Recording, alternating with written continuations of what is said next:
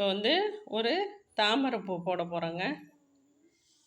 பாருங்கள், கொஞ்சம் நீங்களாக அப்படியே வளைச்சி கொண்டு போக வேண்டியதான். பார்த்துட்டிங்களா? அப்படியே இந்த லைனில் எதுக்குமே வராதுன்னு நம்ம பயப்படக்கூடாது. தெளிவாக போட்டு பாருங்கள்.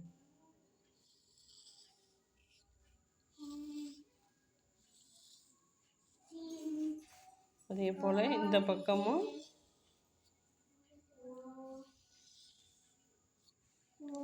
இங்கே ரெண்டு போட்டாச்சு.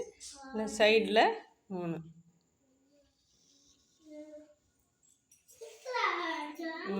4 5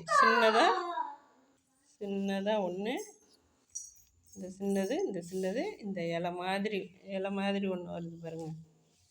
அதே போல் இங்கேயும்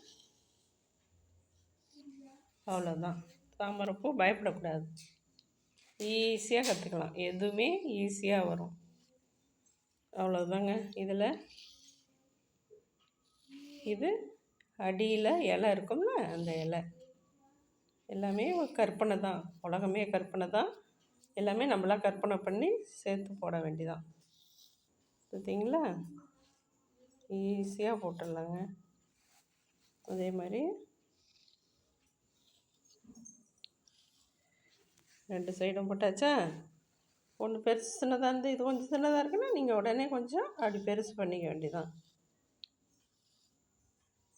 அவ்வளோதாங்க. இங்கே தண்டு